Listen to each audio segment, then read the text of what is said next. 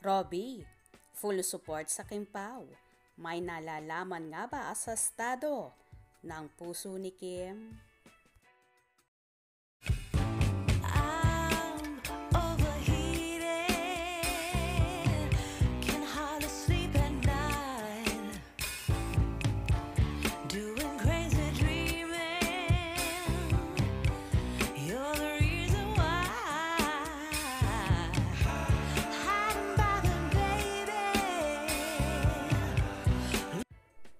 Kilig ang hinatid ni Robbie Domingo sa mga nagsiship kina Paolo Avellino at Kim Chiu.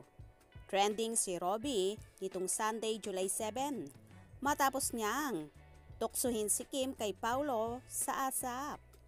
Tinanong ni Robbie si Kim kung anong masasabi nito sa memorable year niya ngayong 2024.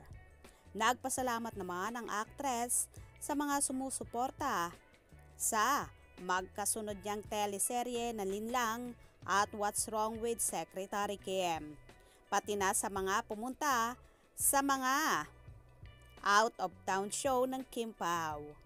Dito na tinukso ni Robbie si Kim. Hirit niya. Actually, nandito ngayon si Pao si Paulo. May nagtanong kay Robbie nang saan. Sabay turo naman ni Robbie kay Kim. Andito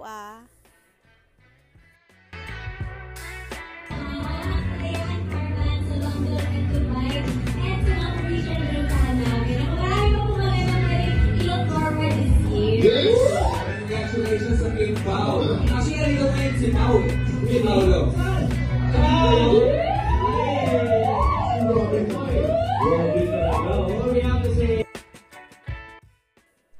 Narito ang reaksyon ng fans. Everyone needs a supportive friend like Robbie Domingo. He is very proud of Kim and Kim Pao. Also, it shows how he likes Paolo for Kim. Si Robbie na mapang-asar kay Kim Chiu. Ha ha ha ha. Hindi to tutuksuhin kay Pao if connected po yon sa isang friend pa naman yan ni Robbie. Show nga na lang talaga, di makagets. Bunot extended hanggang Sunday. Courtesy of Robbie, the Kim Pao shipper. Yan ang gusto ko kay Robbie.